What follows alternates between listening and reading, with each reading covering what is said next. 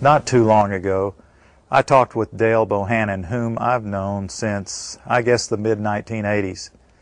And he told me something very interesting that he found back in the fall of 2000 while he was on a business trip. Listen to this, folks. I was pulled to the side road, which was a new cut gravel dirt road in front of a business, a builder supply business, actually top-notch builder supply in Madison, Georgia. To my right, this was previously was a soybean field, and this little new cut road divided this field, and the right side of the road was filled with which I thought was portable toilets. I never looked at them that close. Same in color, maybe black, but which was an odd color. And I was sitting there going over my notes, and a van pulled alongside of me that turned out to be the property owner. And he greeted me, and he was by himself, and so we had a good little dialogue there, and I asked him about the field of black boxes. What were they? Because I'd never seen anything like that, and his statement was that if he told me, I would be one of few people in Madison, Georgia that knew about them. And he says they're disposable coffins, I believe he told me. And he says there's 100, at that time he said there was 125,000 there. And they were stacked, he told me 15 high. I asked him who owned them, and he stated that the CDC owned them and that they were leasing his land for storage.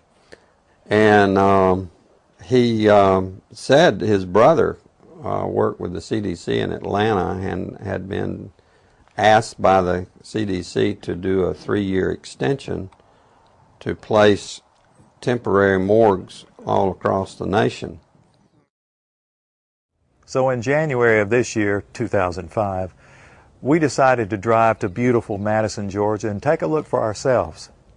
It was on a Sunday and no one was around, with the exception of this one pickup truck that was coming out the narrow road that we were going in on next to this field.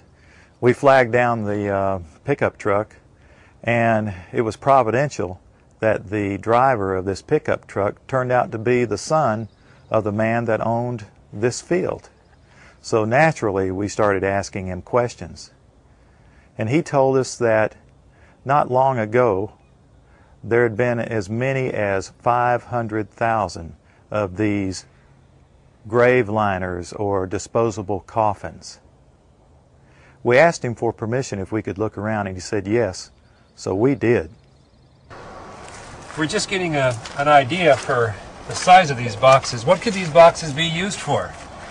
Well, they're called casket liners. And that's an interesting term, isn't it? It's a casket liner. When I first heard the term casket liner, I thought perhaps a lining for a casket. But this is too big to be on the inside of a casket. So certainly this could be used as a casket. This is an inexpensive casket. And you can see the size here. There's lots of room. I think my friends here, we could all probably get inside, and it might be a little cozy, but we'd fit just fine. Which tells me that these liners can be used for more than just one.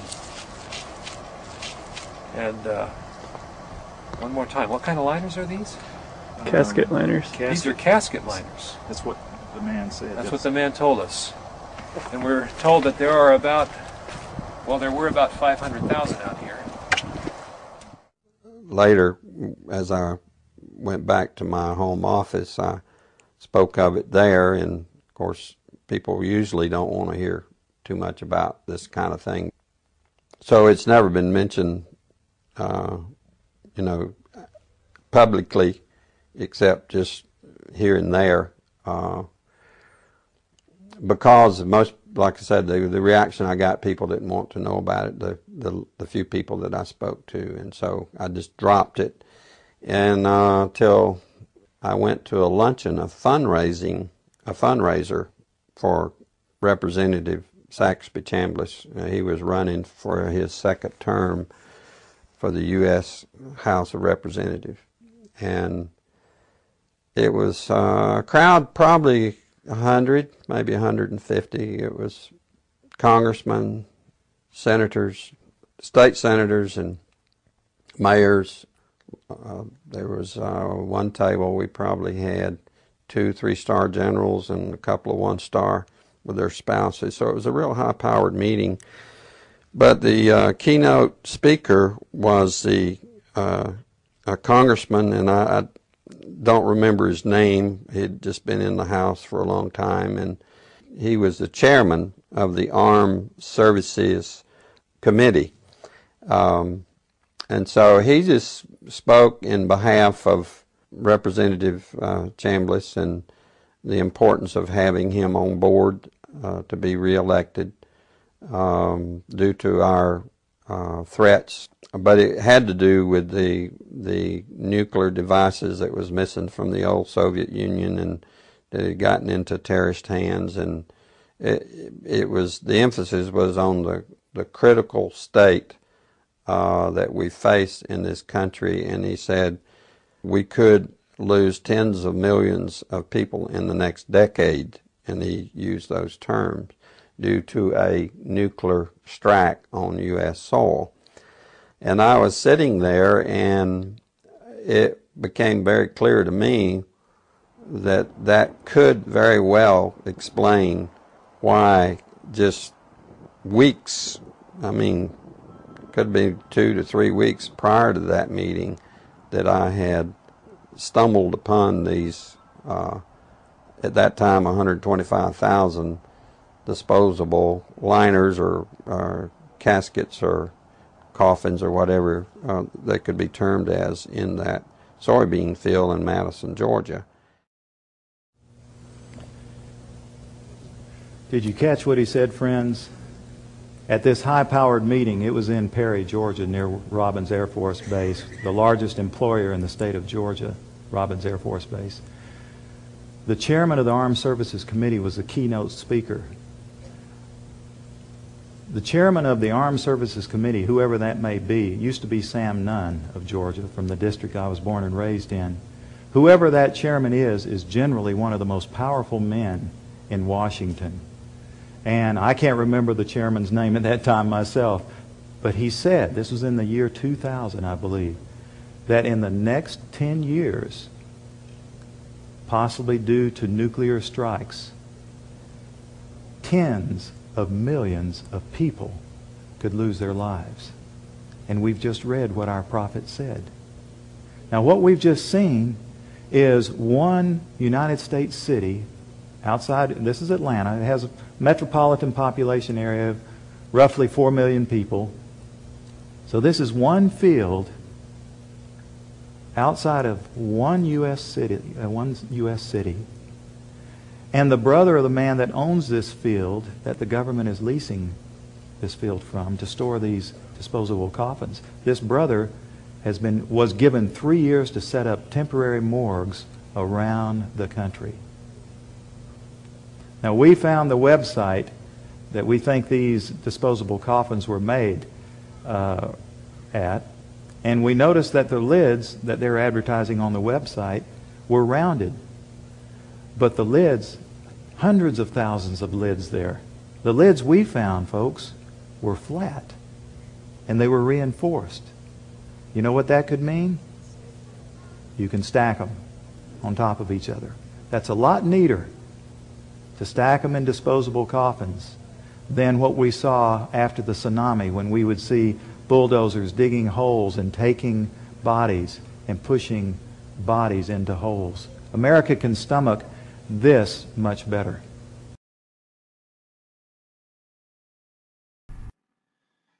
Millions of FEMA coffins have already been stacked up by the CDC in fields across the US, along with 300 temporary morgues, apparently in preparation for viral plagues or nuclear dirty bombs. as groups like ISIS, not to mention Russia or China, could take advantage of the confusion associated with the civil war in America. It seems like the Centre for Emergency Management should no longer be looked upon as a help agency, but as a deep state arm of the military. Trains leading from major centres to FEMA camps have even, in many cases, already been fitted out with shackles. Guantanamo Bay is nothing. What America has in store for its own dissenters is nothing less than Hitler's death camps.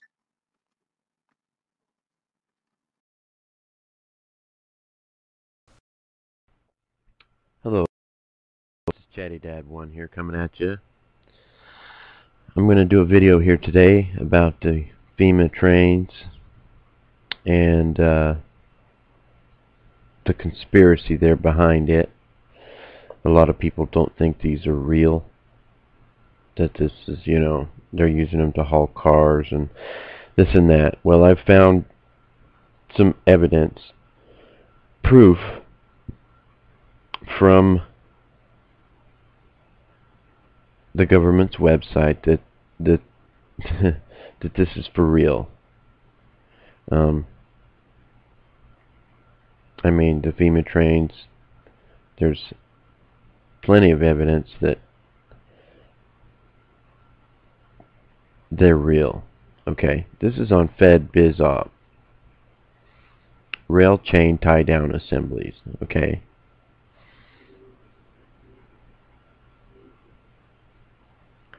This is what they're needing.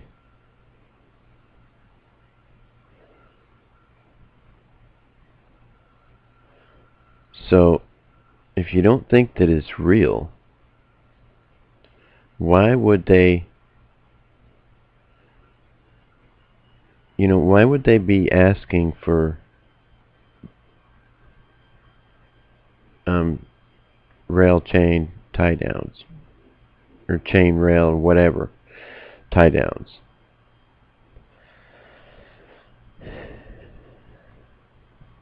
There's just so much proof that it's not even funny, that their intentions here are not good.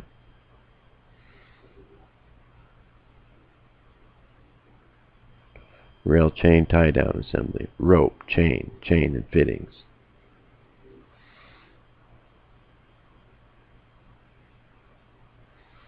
So, there you go. And this is this is from a little while back that they've had these. I'm sure they've got them installed and ready to go. We've already seen basically all rights taken from people in Massachusetts, in Watertown. People treated like criminals and pushed out from their homes. We've seen these vehicles coming from Afghanistan, Iraq, the retro back here to the United States.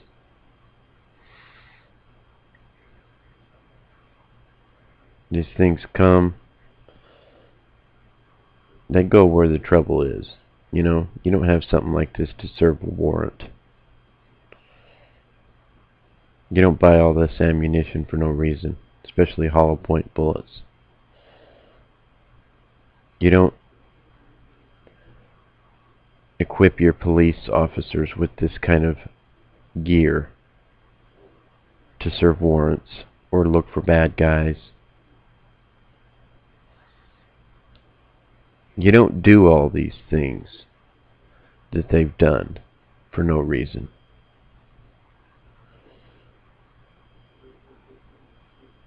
So, I mean, from what I can see, they're ready for the call.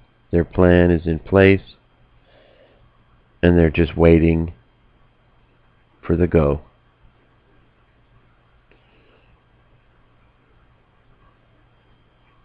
They're waiting to get the go-ahead on this thing.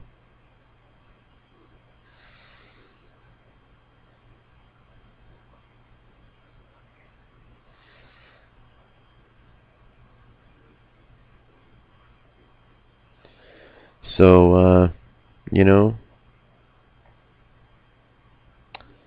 this is stuff that the United States Capitol Police was needing. Ammunition, weapons. And, anyway, that's what I wanted to show you. That this is no joke. That this is for real. That the Department of Homeland Security, well, they plan on securing the homeland, but they're going to secure it for them.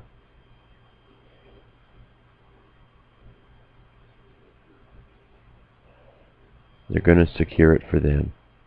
I hope everyone's having a good day. God bless, good luck to us all. Never give up your guns. Your rights go right along with them. We got to keep the Second Amendment, or else we're done. This is Chatty Dad 1. Over and out.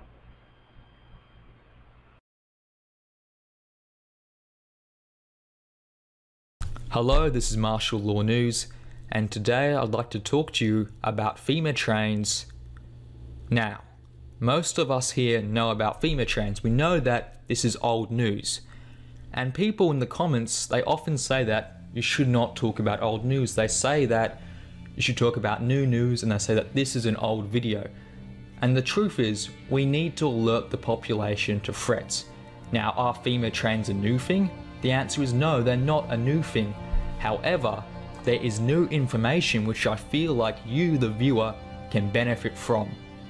Now, on your screen you should see a picture of a FEMA train. I want you to look at this picture and think about how many people they could squash into this train. Now, when martial law is declared, the chances are the roads will be shut down, people will not be able to travel.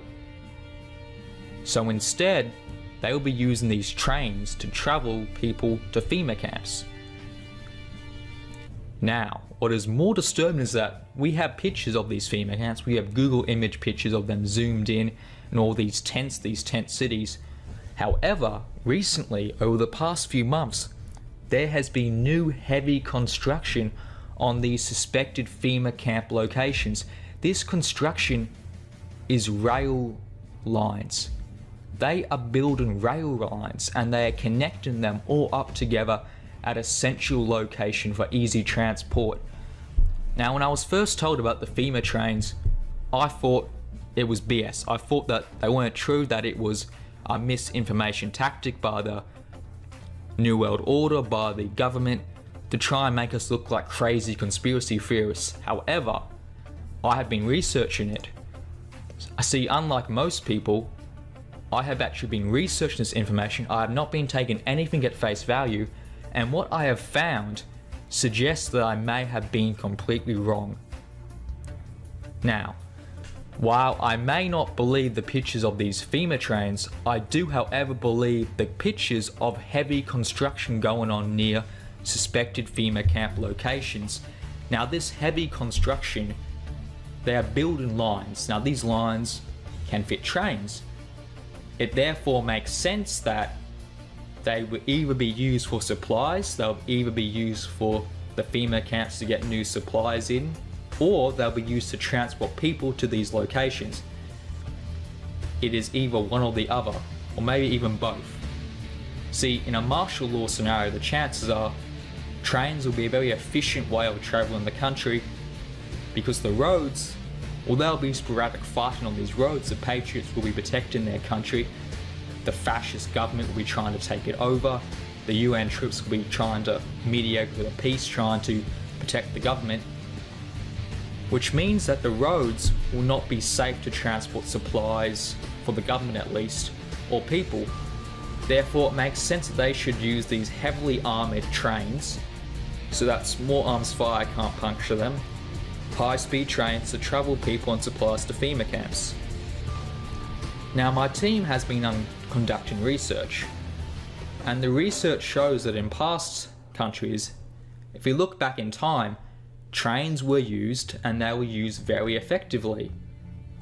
Now, every smart person knows that when people do something, they always look at the past and try and improve upon it. And maybe this is what is happening right now.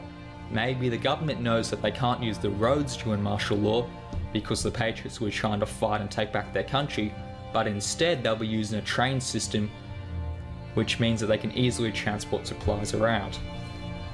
Now you, the viewer, I want you to do me a favour. I want you to do the American people a favour, and I want you to investigate these train systems. Now my team, we are getting hundreds of stories of all different topics every single day, and I'm being contacted by people in the media who are afraid to publish information because they fear for their jobs. Now these people in the mainstream media, they cannot publish these stories. They have been told by their supervisors that they cannot publish these stories or they will be fired. Now could they publish these stories? Of course they could. However, they believe that they'll be more valuable as an insider, as an inside spy in the mainstream media than as a fired person who is looking for a job. And frankly, I believe them. I think they would be better acting as a spy for us, the patriots, once martial law is declared. The media people, they will have information which they will have information which they can then share with the rest of us if martial law is declared and when martial law is declared. And see, they are being told to cover this up.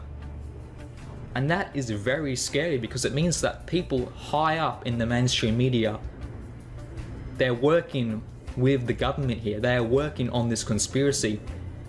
Now, why would they do that? Well, they're doing it as a favor. Maybe they're being blackmailed, or maybe they want to gain something from it. Maybe they want to gain the power, the money that they will get if a martial law scenario does take place. Because believe me, the government will reward people who stick by them once they become a new dictator. Anyway, my request from you to you, the viewer, is that look around, look at this new construction, go to Google Maps, talk to your friends, your families, talk to people who work on these train lines, and ask them if there have been any suspicious construction that has been going on recently, and report back. Because the only way we can win this fast and not have a long drawn out battle is if we share information together. We share truthful information together, and we then use this information to protect our country. Now, before I leave you today, I'd like to talk about a thing that happened to me. When I was driving to college, I saw a train system being built. Now, I went to the person and I asked them if I could have some information about this train system as a college research project, quotation marks, and they told me that they did not know anything about this construction. They were not being told anything about this construction, which to me is very suspicious, because if they work on this train line, the chances are they should know about this stuff because they are working there every day, and yet they're being kept in the dark. Now, I'm sure it is like this all across the country, which means you have to do something because you are part of the resistance, and no one else can save this country but you and the people you connect with and the people who you connect with every day online or in the real world. Thank you. This is Martial Law News.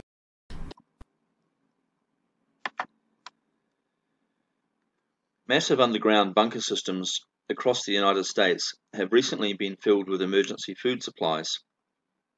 I'm speaking here of 2015 and 16, apparently with the same expectations of above ground riots and catastrophes and problems which would cause many people to run underground for their safety. These things haven't eventuated, especially since there's been a change to a Trump government instead of to a Democratic government. Now, we talked about those bunkers in our previous session, and there is something more to that story, as indicated by the fact that the development of underground bunkers and roadways has no appearances of abating. The project has not yet finished. It's ongoing, it seems, for years to come. A whole civilization, it seems, may be being readied to go underground for quite a long period of time. Now, each US bunker is at least a city block in size, and they usually are about 3 to 4 stories high as well. Some have many more levels. Many other countries, that includes China, Russia, England, and Israel, are also digging and equipping underground bunkers of various sizes.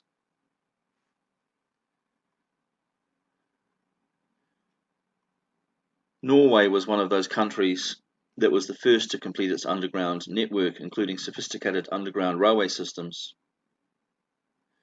Norway also sealed the seed vault in Svalbard in 2012. However, it was reopened in 2015 and 2016 in light of the Syrian civil war to receive Syrian seeds, when it looked like that country was going to be pretty much destroyed. And just for those who don't know, the seed vault is about 600 miles from the North Pole, so it's certainly out there in the Arctic Circle. Massive underground bunkers could be there for many reasons. It's not 100% clear what they're there for, and perhaps they're there for many reasons, but the reasons that are cited include the following. They're there in case of dangerous escalation of civil war. They're there in case of lethal, for instance, pandemic viral outbreaks. They're there in case of extreme weather anomalies, for instance, prolonged droughts or solar flares, or even weather warfare. They're there in case of meteoric bombardment. If we run into fields of small meteors in space and they come pelting down, it may be worthwhile to run underground for a while till the bombardment is over. Of course, the biggest reason that's touted usually is they're there as nuclear fallout bunkers, so that if, for instance, America was attacked by nuclear weapons and some managed to strike major city centers, so that radiation clouds are spreading over the country, this would be a good reason to go underground as well. They're also there in case of terrorist attacks, and we're talking here about very large ones, such as might occur through using nuclear dirty bombs or the suitcase bombs that could take out city centers. They're there in case of EMP attacks, and that could be detonations in the atmosphere that knock out electrical grids, or also EMP pulses that come from the sun in the case of super flares. And as we keep mentioning, which seems unlikely to many, but nevertheless it is possible, is the event of alien attack, that the leaders of the earth might run underground to fight the war from there. Now, alien attack aside, the most devastating of these other kinds of calamity is actually the EMP attack. It has the most far-ranging effects. If you knock out the electricity grid of a country, you knock out all kinds of control systems, including military control systems. However, as we discussed in our last session, it may be that the real reason for the bunkers is none of the above, but instead it's preparation for a century-long drought, because drought is definitely a problem that's looming on the horizon in America and elsewhere. Before we finish up today, we have to pull ourselves back a bit and remind ourselves that population reduction is not the only program being managed by Agenda 21. Here to remind ourselves of some of the broader objectives. The broader objectives in Agenda 21 include a world police force and standing army, a world currency and national allocation of resources from a central allocating body, movement away from fossil fuels, emissions control in general, a movement toward electric cars. But we have to remember, of course, that even the electricity that's used to charge up electric cars is usually produced in coal-based or oil-based generators. So we have to think about new ways to produce the electricity that charges the cars as well. Sustainable societies and pollution reduction. By sustainable, we're talking about the use of land and cropping and all those things, so that crops can be renewed, that they maintain their potency, their vitamin yield, and at the same time that the people who are using up the resources in cities and places and producing rubbish and pollution, that those quantities are also reduced or recycled or destroyed in an effective manner that does not lead to global warming or pollution that comes back onto society in other forms. Controlled fertility and eugenics, the control of population going forward, whether from the current population numbers or from reduced ones, the whole idea of getting the population down to a manageable total would be to keep it there as well. Abolition of private property, also the acquiring of property after property under one name, under one entity, so that all available property for people to live on and to own privately is swallowed up by the state. That should also be prevented, actually, but it looks like this program is looking to do just that, to stop individuals having their own property. This way the state can allocate where people live and oversee equity in that area, and perhaps stop the monopolizing of property to certain individuals. And that in a way sounds good, but we've seen what it looks like in the communist Russian period. They have a view for a single world religion and political ideology. It would have to be a religion that didn't challenge the state. That would be the first condition. And they would be very afraid of ideologies that fostered an anti-state narrative. Now, just to put things in perspective a little better, the CIA, the Central Intelligence Agency of America, was founded by the Council on Foreign Relations, the CFR. The shadow government, which serves as the political arm of the deep state, is a large network of banks and lobbyists, and the military-industrial complex. The military-industrial complex pays congressmen bribes to secure votes for military spending. The military-industrial complex is also controlling the technology that is later released back into society once it has become almost obsolete to the military. They are the chief sponsors of the program of population reduction, for which they have many tools at their disposal. Let's listen to a video now that lays out Agenda 21 in finer detail. It's a very interesting listen and tells you what's already happening in the United States in response to this directive. In a way, it's quite terrifying.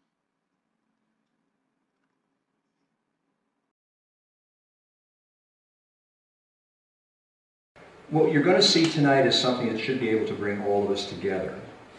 Because we're not going to point out to some bad guy. You're going to see some pretty awful things that are taking place here. And you're going to want to blame somebody. You're going to say, well, he did it, or she did it, or they did it. Very often the people that are involved in what's going on, what you're about to see, have no idea that they're even involved. And they're doing it just in the name of trying to do a good job. So we're going to show you that, show you how it works out. We're going to start with a program called False Choices. How Agenda 21 is transforming your community. Now this woman you see here, Betty Perry, was arrested in 2007 in Orem, Utah. I don't know if you can notice it up there. She's got this little mark on her nose. And that's where the handcuffs hit her when she was taken away in a police car, placed in a holding tank. Now the reason she was arrested was because her front lawn was, quote, dying. She didn't realize that that was an offense that could result in her going off to jail. In the earlier part of this year, 2011, Julie Bass was planting an organic garden in her front yard. Simple thing to do. Julie likes organic foods for her family. So they became quite expensive, so she decided, gee, I'll just start a little garden for myself. Seems interesting enough, innocent enough. However, she checked with the mayor first to be sure that was okay in their town. And the mayor said, well, that's fine. You can go ahead and plant a garden. We don't have a problem with that at all. She went to the town council, and they said, we don't care. That's fine. Plant your garden. Next thing you know, an enforcement code officer pulls up, and she's being hauled away and now faces 93 days in jail. What happened? The technology officer from town came in and said, that's not allowed under these new zoning ordinances that we've established through our master plan, and therefore you now face charges. She's now fighting those criminal charges. In Dade County, Florida, 1,500 people are losing their homes, and we're going to see why they're losing them and why they're having such difficulty in getting those back. And over here, 17,000 people in King County, Washington, have petitioned the county courthouse to try to win back their land rights because they've lost 65% of their land. So we're going to discuss just how can these crazy things happen. I mean, this is America, and this stuff doesn't happen here, right? Well, in order to get into this whole scheme of understanding why this is going on and how it may or may not affect you, we have to understand the value of property rights. Without property rights, we don't have freedom, we don't have liberty. They are unalienable. They are not lienable. You can't place liens against those. That was the meaning of the word. But it also means it cannot be severed. Property rights cannot be taken away from us. And our founding fathers made a specific point of that. They even went to the Constitution, and the Fifth Amendment of the Constitution said, no person shall be deprived of life, liberty, or property without due process of law, nor shall our private property be taken for the public use without just compensation. So why all this emphasis on property? Well, it's real simple. We talk about rights all the time, but after a while we begin to take those rights for granted, and we forget just what they actually mean to us. So let me put property rights in perspective. You and I and everyone else in this room are organic living beings. We need certain things in order to survive. We need food, we need land, we need a roof over our head. We have to at least have the ability to have that completely within our control, and nobody with the ability to take it away from you. If you don't have that ability, then you're either a serf or you're on your way there. You have to at least have the opportunity, live in a nation where, you know what, I can own this and it's mine and nobody can ever get it away from me. That's why our founding fathers found property rights so very important. It's something that you were given the authority, the ability through the Constitution to own, and no one could ever take it away from you. Now that's the way we work in the United States of America. But not all countries work that way. So what I'd like to introduce you to is the United Nations Agenda 21. We're going to learn all about this tonight, and it also goes by another name, Sustainable Development. You'll find that these two terms are used interchangeably. So we're going to trace the very history of it. So to understand the documents, you have to understand the people who put those documents together. So two people are primarily responsible for this. In 1986, the United Nations requested a report be done. Actually, in 1982, they requested the report. It was finally completed in 87. They requested a report that said, what can we do to protect our planet against things like global warming, against the misuse of our natural resources, and also to eliminate poverty. So they asked Gro Brundtland if she would head up a commission and write this report. So you have to let's understand a little bit about Gro Brundtland. Gro Brundtland was the Prime Minister of Norway 3 times in a row. She's a popular gal. Gro is also the Vice President of the World Socialist Party. Now, since most of the world is socialist anyway, that's not so hard to believe. That makes sense. But what we might understand is what Gro believes. If you go onto the website of the World Socialist Party here in the United States, our chapter of it, here's what it says. The World Socialist Party of the United States is part of a globalist socialist movement that believes capitalism cannot meet the needs of the majority of people in the world, however progressive it might become. To meet these needs, capitalism must be replaced by socialism. Now, there's nothing wrong with this if that's what you believe in, but you need to understand, if you're going to understand where Agenda 21 came from and how this whole piece came to be put together, you need to understand the people who wrote the documents that created it. This gal thinks we need to get rid of capitalism, so that's one of her main objectives. We also have another gentleman I'd like to introduce you to named Maurice Strong. Now, Maurice is kind of an interesting guy. He was the former director of the UN Environmental Program. He's also the chairman of the World Wildlife Foundation. Now, Maurice is a cool guy to get to know. Maurice, by the time he was 25 years old, was the president of Dome Petroleum in Canada. So he was already doing fairly well for himself. He also purchased 200,000 acres of land over the largest freshwater aquifer in the United States, along with Adnan Khashoggi. We all remember who Adnan Khashoggi is? Everybody heard? He was the arms dealer that got in trouble a whole bunch of years back. But he was in the newspaper, I guess, probably in the 80s. He was in there most of the time. So these two got together, bought the land up, and the idea was, what we'll do is we'll just barricade the water and then release it to the southwestern United States, and we'll make a fortune for ourselves. We'll control all the water flow to all these farmers down there that need water. So it's like a real cool way to make money. Except the environmental groups the local environmental groups came in and they said, well, wait a minute, you can't do this. So they stopped him and they made him pull out of there, and they paid him a few $1 million to get lost, and he wasn't really very environmentally friendly. So for some bizarre reason, this guy who just got chased out by environmental groups suddenly was called upon in 1979 to become the director of the UN Environmental Program. Why? Well, I don't know. Sometimes maybe it's who you know and not what it is that you do. As the director of the UN Environmental Program, he had a mission. And I want you to listen to this mission because you're going to hear this pop up again and again and again. We're back in 1979 now. To provide new leadership and encourage partnership in caring for the environment by inspiring, informing, and enabling nations and peoples to improve their quality of life without compromising that of future generations. It all sounds like good stuff. I want to take care of today, have a good quality of life, and I don't want to compromise the future generations. Sound good? Absolutely, sounds good to me. I'm all on board with that. So we have two players here. One was a socialist who said, I need to destroy the capitalist system. The other, who made a fortune in the capitalist system, but then moved onward and decided the environmental program was a better way. Not exactly on the up and up all the time, dealing with arms traders, doing shady deals with land and so on, and also the head of an oil company. So some of the things he did were not completely on the up and up. If you try to track Maurice down today, you can probably find him because he lives in China. Anybody remember the Oil for Food program? And the scandal that followed that? Yeah. That was Maurice. He was in the middle of it. So we're having a little bit of trouble tracking Maurice down these days. But these are the players. These are the two guys who are mostly responsible for this. A book called Our Common Future. By 1987, that book was completed. And it outlined exactly what sustainable development would look like. In fact, there's the report.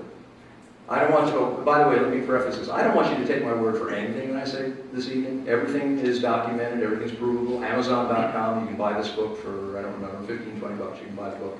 And if you go to chapter 2 in here, it will define what sustainable development is. It is development that meets the needs of the present without compromising the ability of future generations to meet their own needs. Sound familiar? I know I just heard that just a moment ago. Yeah, that was Maurice back in 1979 at the United Nations. So that kind of, worked its way right in here in this book in chapter 2 called Towards a Sustainable Development. Now, what this book does is it defines what mankind throughout the world, this isn't just the United States, this is every nation on earth, what mankind has to do in order to protect the planet from this new thing that was just starting, this whole global warming thing, what about then that was starting to gain popularity. To protect the planet from climate change and protect the planet from being destroyed by man. That's what this report did. So in there they said, this is what we need to do. And all this sounds good until you read the report. Because inside the report it says that poverty is a major cause and effect of global environmental problems. Well, that's kind of interesting, because what I just did is I took an environmental problem and I related to a poverty problem. So I've now combined the two. The report goes on to say that certain nations are destroying this earth more so than others. So what we need to do is we need to take the resources from those nations that are destroying the earth and we need to transfer those to other parts of the world. So the developing nations need to take the money from the wealthier nations. And in doing so, that's going to protect the environment. Now, when you start taking wealth and redistributing, remember the president said, well, we need to spread the wealth around a little bit? You probably thought what he was referring to was, from a guy who's making $300,000 a year down to a guy who's making $30,000 a year.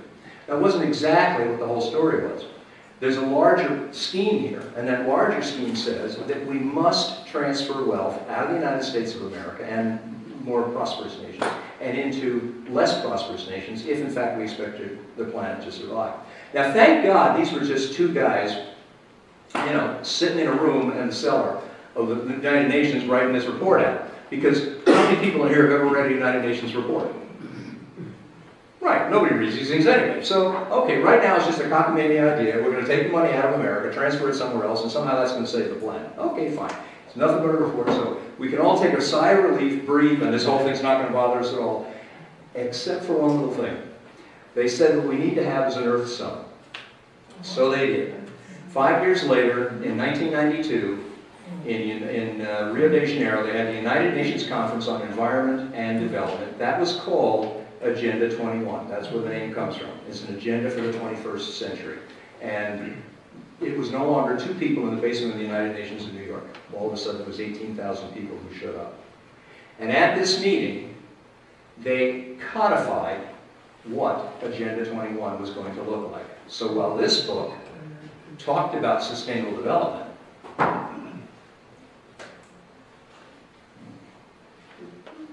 okay. There we go. I knew it was there. It was buried in the basement of the UN. This book codified the report here. So we now have an action plan. Everybody in here heard the word Agenda 21? Have you heard it? You heard the name? Okay, this is it. This is Agenda 21. It's not a fantasy. It's not some tinfoil hat scheme. This is Agenda 21. And if you want to buy it, you can go on the United Nations website. You go to Google, pick United Nations Agenda 21, and then you can go purchase the book. Or you can download it for free on some different websites also. But this now says what the world must look like and how we can roll it out and make that happen. In short, this is a high-level action plan. There's business people in here. So we have action plans to make things work, right? So that's what this is. This is an action plan. Well, okay, so we have a meeting. And Maurice Strong just so happens. Remember Maurice? He was the guy that was trying to tie up all the fresh water, right? And the guy that's hiding out in China right now from the oil for food scandal. Okay, well, Maurice is back. It's 1992, and now he's at the Earth Summit in Rio, and he walks out on stage, just like I did a few moments ago. He had a few more people there. And instead of saying, well, am I wired up, can you guys hear me? He said something a little different. These were his opening remarks. Current lifestyles and consumption patterns of the affluent middle class involving high meat intake, the use of fossil fuels, electrical appliances, home and workplace air conditioning, and suburban housing are not sustainable. Remember we said it was towards a sustainable community, towards sustainability? Well, now we're deciding what's no longer sustainable. And if it's not sustainable, that means we must begin to eliminate it. He also said, isn't the only hope for the planet that the industrialized civilizations collapse? Isn't it our responsibility to bring that about? That was Maurice Strong in his role as founder of the United Nations Environmental Program. Again, understand the people you're dealing with, and then you can understand the outcomes. There are no outcomes, there's only people. They drive them and make them happen. So this is Maurice. Well, the meeting was over. Actually, the meeting was being designed. The Convention on Biological Diversity was part of the folks that got together to actually draw up this booklet that you see right here. They were part of one portion of the authors of this booklet. And they decided that, okay, that's pretty good, that's all right, that gives us a lot of information, but what we really need to do is we need something that's a practical tool for translating the principles of Agenda 21 into reality. So we need to make all this stuff at meetings into reality that's going to go somewhere. You know, booklets are fine, we need to do something with it. Well, if you're going to take over the whole world, I guess you need a little more, something a little bigger. So they got it. They created the Global Biodiversity Assessment, and that's what this guy is. And this Global Biodiversity Assessment chunks down the action plan that's in this book, in 40 chapters in this book, and it breaks it into a worldwide program and says what each nation is going to have to look like if we're going to actually save the planet. So in here it defines, and by the way, you can buy this. I got this from Cambridge University. There's only a few copies left, but they're floating around. You can get a hold of these things. So in here they define not only what the Earth has to look like when we get done, it's going to define what America is going to look like. And I'm going to show you what this book says America is going to look like. Now, thank heavens this is still a UN book, right? So we don't have to worry. This is still at the UN, yeah, that's all right. So we're in America, you know, and nothing can happen here, so we're okay. So here we are. This is the book. But let's take a look inside this book, because in here it tells you what's not sustainable. So if it's not sustainable, what has to happen to it? It's got to go. It's got to go. It's got to be limited or eliminated. Limited or eliminated if it's not sustainable, according to this book. Well, here's what's in this book. Unsustainable activities. Do you like to ski? Well, skiing is considered unsustainable. Do you like little fish ponds in your backyard? Where you have koi and all these little guys floating around, you go out and watch them each day? Well, you're not going to be able to do that if the folks that wrote this book got their way. But they're not going to get their way because this is America and this stuff doesn't happen here. So that pastures where you can graze your horses. Do you like golfing? Anybody like to go out and golf? Well, golf courses are considered unsustainable. Asphalt, macadam, roadways, concrete are considered unsustainable. Therefore, what we have to do is begin to find ways to get rid of them. Gee, one way we put a bicycle pathway, instead of putting 4 lanes out there, just have 3, or instead of 6 lanes, bring it back down to 4, and just have maybe some open spaces and things around there, so we don't have to have quite so much macadam out there. Unsustainable human activities are dams. you're going to start noticing dams are beginning to disappear in America. I don't know if you've noticed that or not, but just check the news and start to see what's going on. For one reason or another, they're going to start going down because they're unsustainable. Bends in rivers that are human-made, that have been straightened, I'm sorry, where there was a bend and man straightened it, that is unsustainable because it's not natural.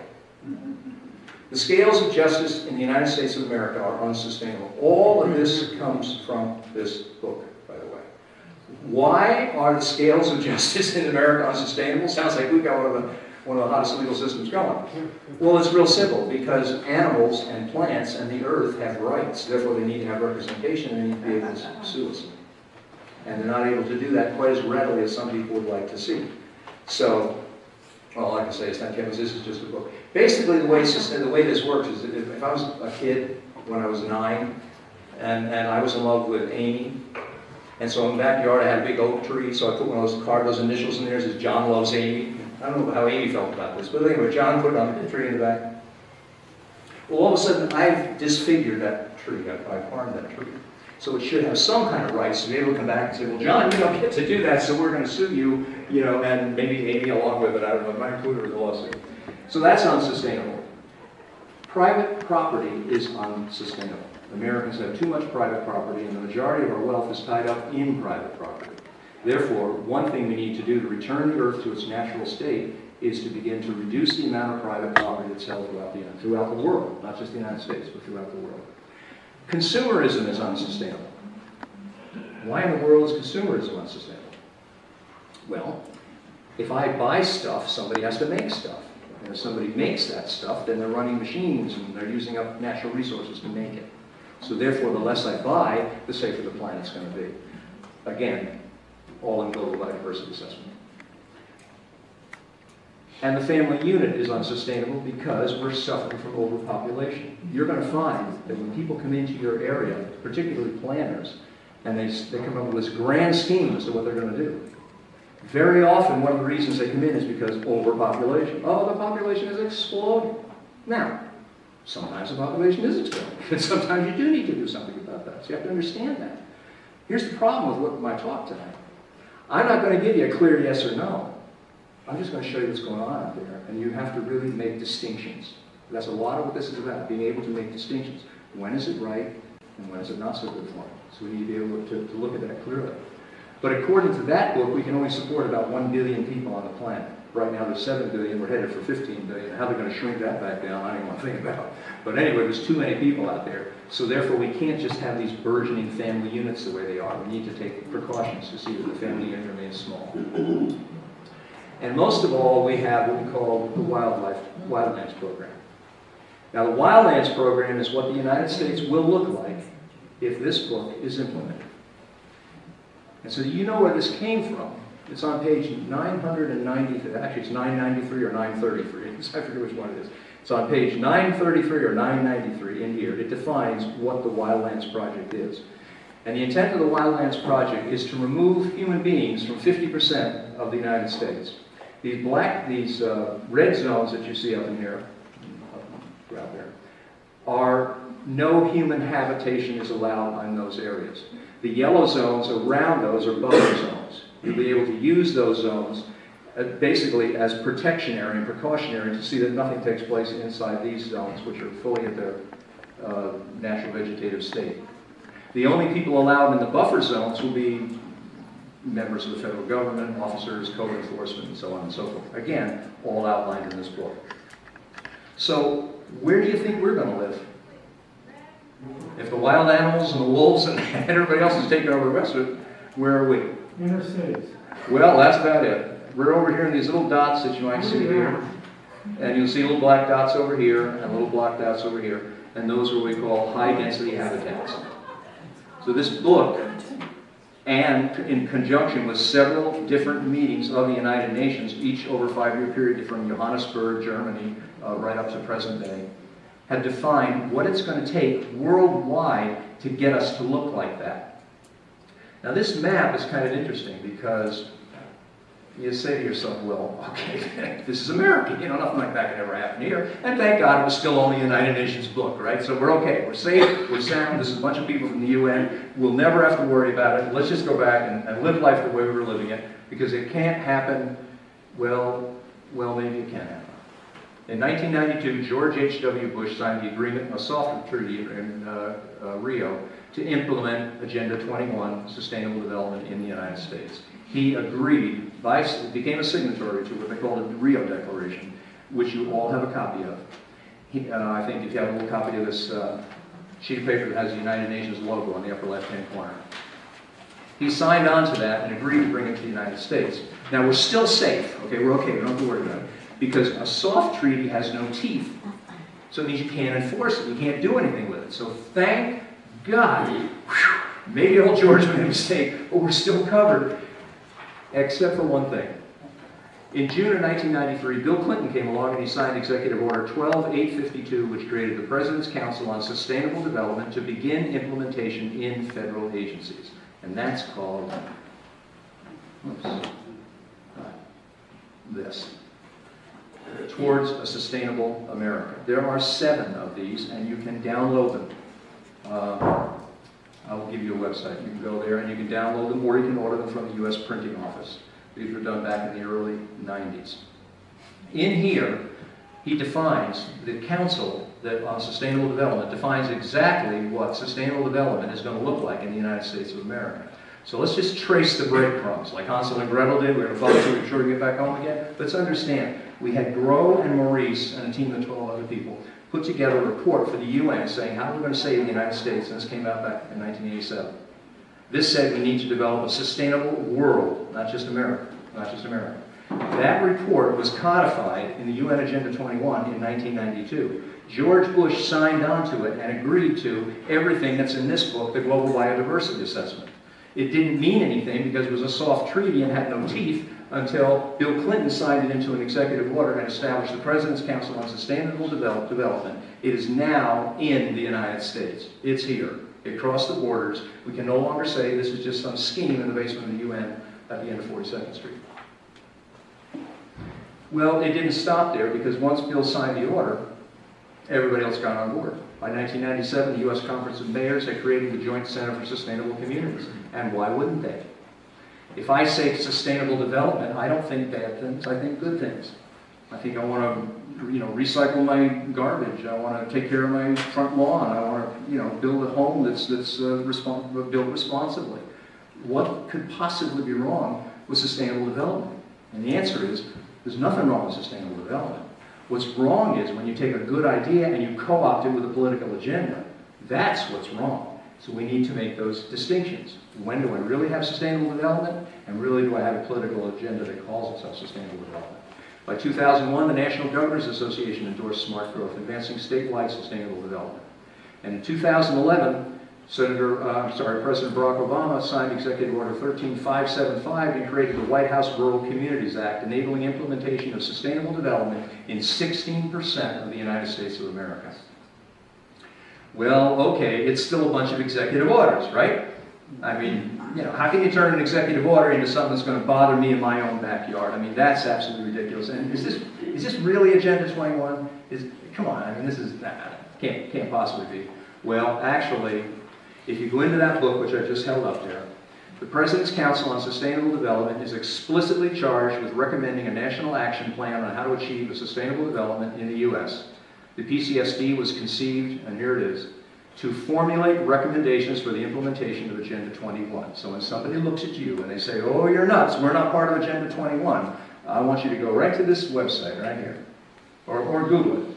State Department submission to the 5th session of the Commission on Sustainable Development, or just State Department 5th session PCSD, that'll do it, April 1997. And you're going to find that the only reason the President's Council was formed was to implement Agenda 21. There was no other reason. Did they read? Did they what? Did they read? They do read. Yeah, they read.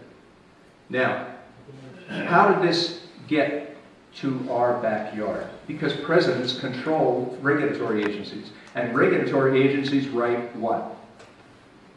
Regulations. That's what they do for a living. They sit there and they write regulations.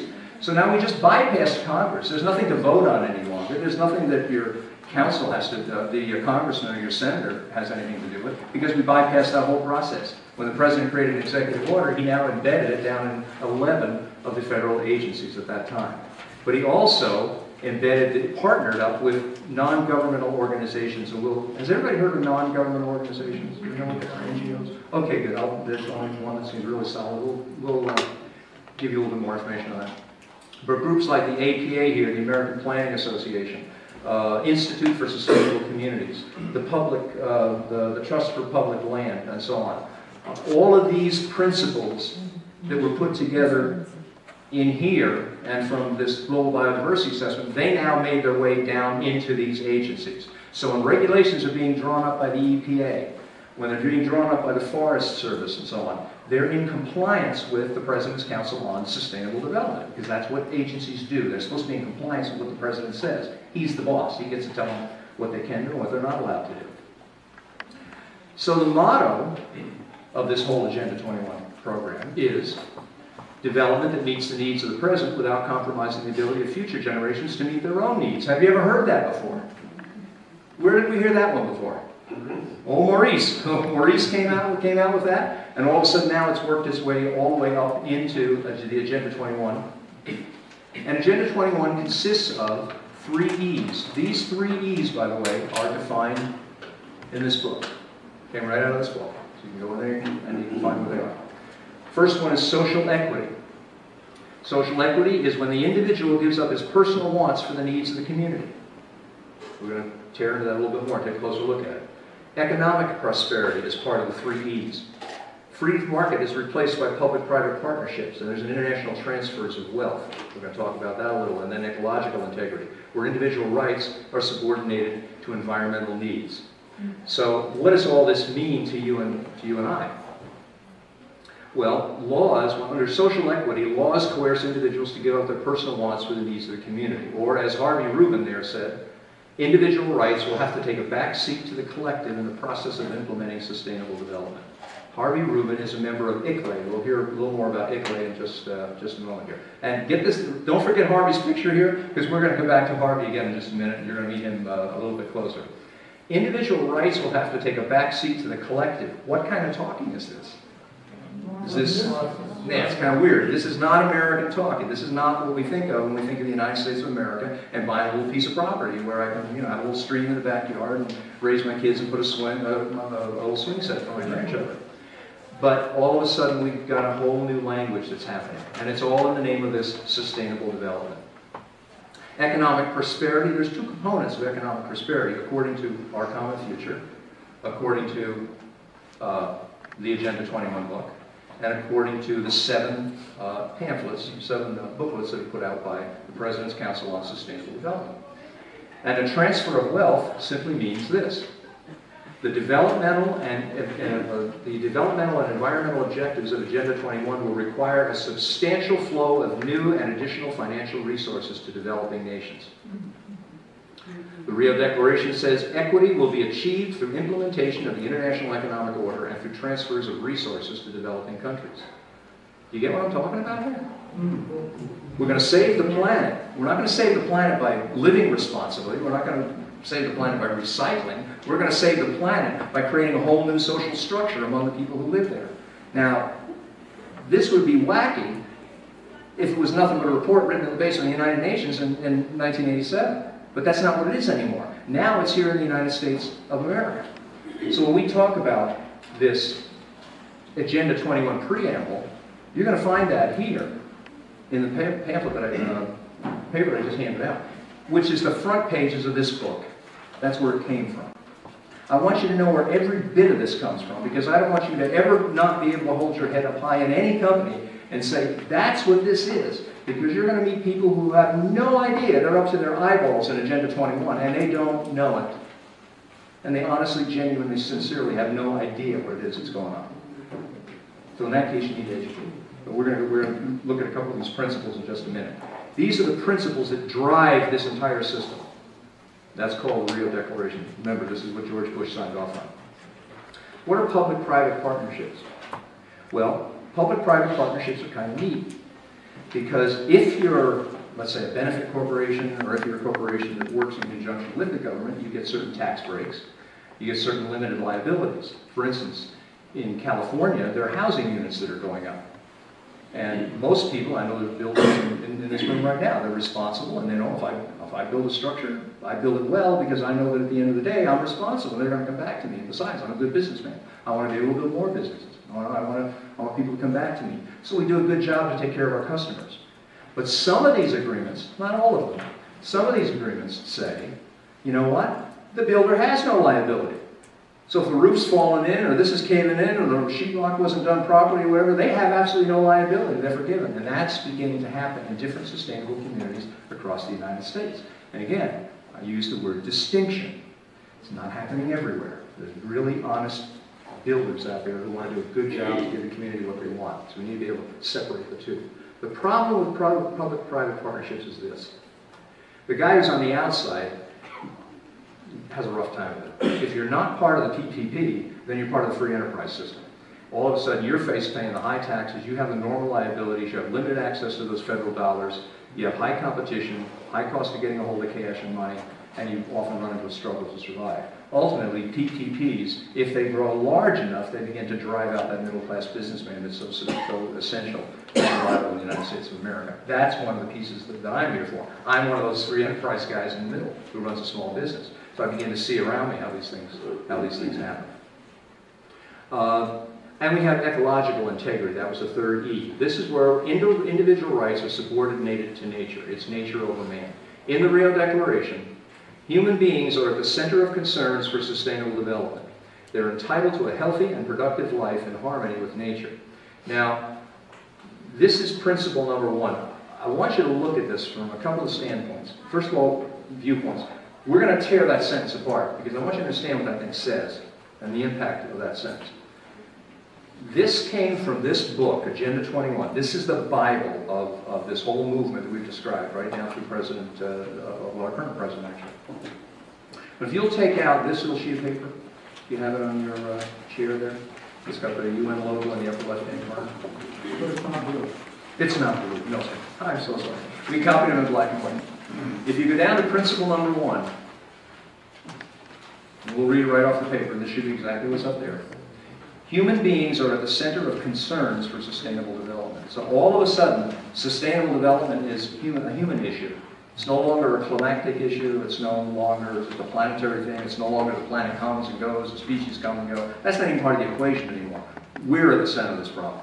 So the fact that the planet's not sustaining the way it needs to be, according to certain people's equations, it's our fault. That's number one.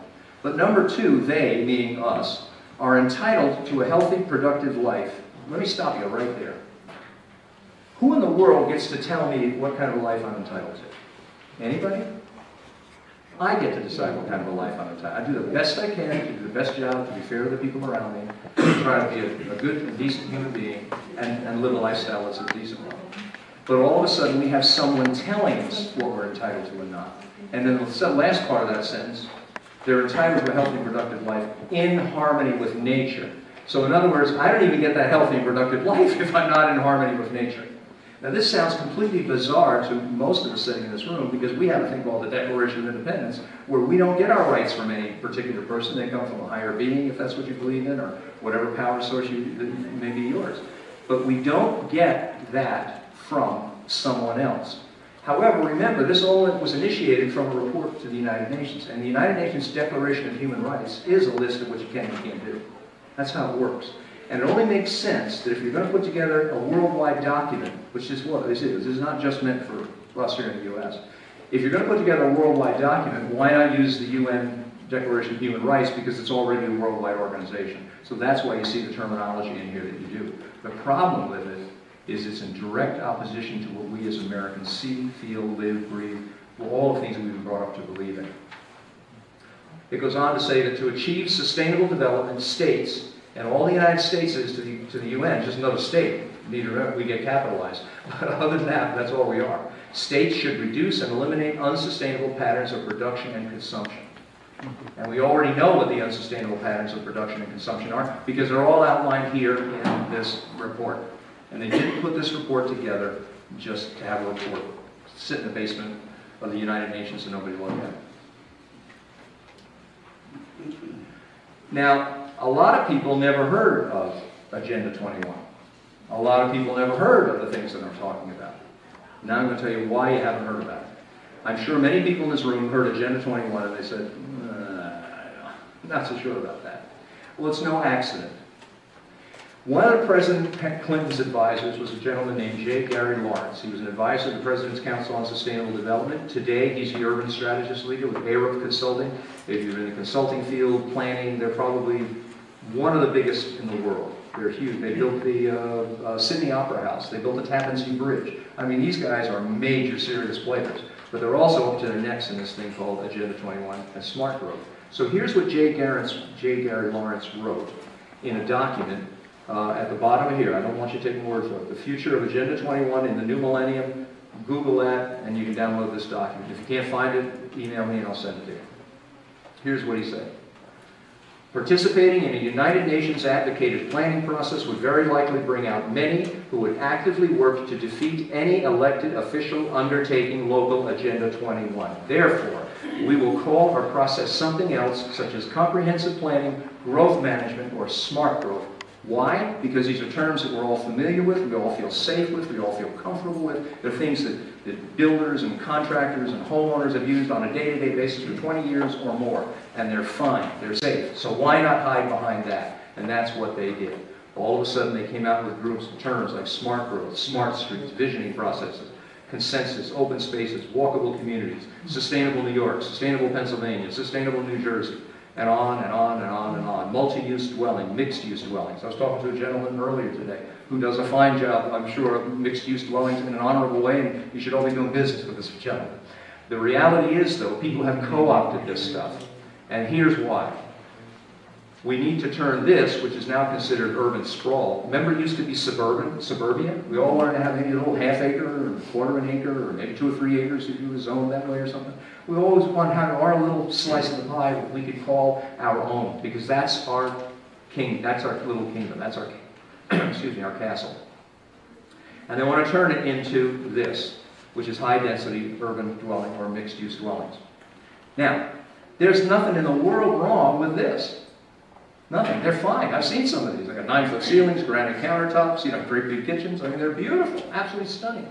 There's nothing wrong with it if you want it. There's everything wrong with it if you find it. In fact, all that is a plan to get to this. So unfortunately, when you walk out of here tonight, you're going to have to think about this stuff. You're going to have to ask lots and lots of questions to find out, where are we going with this thing? Is this just part of this? Or is this something different? So, in order to make all this function, in order to make this a reality, we needed 2 systems. One was smart growth. Smart growth essentially manages people in urban development, and the Wildlands Project manages the rural land. Between the 2 of them, they drive people off of the rural lands into the urban areas and get people out of automobiles and into bicycles and walking. That's where this walkable community all comes from. It's not just the nice idea that walking is good exercise. It's also the fact that we have another agenda here. And we're trying to fulfill this and see that this becomes a reality. So how did this now get to my backyard? We've gotten it down into every community in the United States. So how do I now take this idea that the President's Council on Sustainable Development put over here and get it into, I don't know, Stroudsburg, Pennsylvania, or Lehighton, or wherever it might be? Well, actually, that's relatively simple. Money. All we did was we allocated money from the President's Council on Sustainable Development, and we gave it to different agencies. One was HUD. HUD then contracted with groups like the American Planning Association.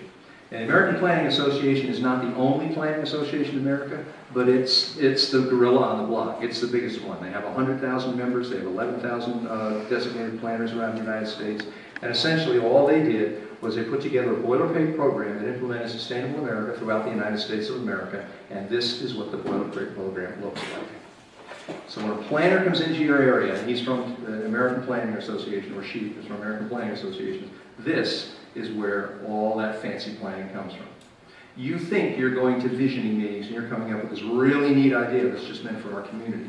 And while there may be a few little modifications here or there, essentially these are all boilerplate. No matter what the plan is, no matter what community you live in, they're all the same as if it's part of the Sustainable Development Program. But one of these wasn't enough. you still see the screen out there? Okay. So one of these wasn't enough. So we came out with two of them. So this is the second. So there's 1,500 pages of boilerplate. So it doesn't matter where you live, whether you live in Tucson, Arizona, whether you live in Syracuse, New York, whether you live in Santa Cruz, New Mexico, or whether you live in Stockholm, Sweden, the plans are essentially all identical. They're all based on what came out of here, which is driven by what came out of here.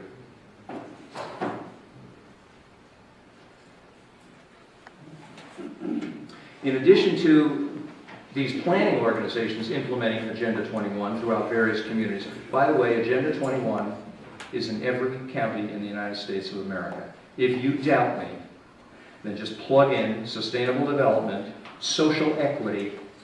Let's separate sustainable development, the kind you and I think of, which is healthy, from social equity, the UN thing, and your county, and see what pops up. You're going to find it in there. Also, the Worldwide Fund for Nature, the World Resources Institute, International Union for Conservation in Nature, these all fund and provide grants and provide documentation and direction to implement a Sustainable Development Agenda 20, the Agenda 21 version of it. These guys you may never have heard of. They are some of the largest NGOs in the world. In many cases, they have millions of members. They have the clout of small nations. And here's why. When a treaty is put together, these are the people with the money to do the due diligence and the background work to put those treaties together. So they'll actually provide the documentation to an emerging country or even a fully developed nation, and that will become the basis for a full-blown treaty later on. It starts out as a soft treaty and becomes a full-blown treaty. So you probably may not have heard of these folks, but you have heard of these folks. The Sierra Club, Audubon Society, Nature Conservancy, National Wildlife Federation. Part of the bylaws and regulations that they function by are in direct compliance with what comes out of Agenda 21. Now let me just, time out. I'm not saying that everything the Sierra Club ever did was bad. It's not. They do a lot of good stuff. I'm not saying everything the Audubon Society did was bad. They do a lot of good stuff. In the same way with the National Wildlife and Nature Conservancy. They do a lot of good things to help our planet and to help our nation. But they're also doing some things that are going to implement this. So again, we've got to make those distinctions when we're sitting down with our local planners or we're attending our local planning meetings. ICLEI is one of those non-governmental organizations that we just talked about. They don't belong to the United Nations, but they do work in concert with them and often at the auspices of them. Their job was to roll out Agenda 21. We have the documentation where there's actual meetings between the United Nations and the officers running ICLEI, and they said, this is your job. We want you guys, since you've done such a good job so far, to take the wheel and roll out Agenda 21. And so they do. They push local communities to regulate the environment. They guide visioning meetings with stakeholders. We're going to show you what some of these visioning meetings look like, and they're not what you might think they are. Gain elected official buy-in via grants and intimidation. The quickest way that I can take your property rights away is to waive grant money in front of you. And those property rights just go up like they evaporate. Minimize protests, implement and enforce sustainable development. ICLEI right now operates in over 600 counties in the United States. And I'm not going to wait for all these to scroll forward ahead.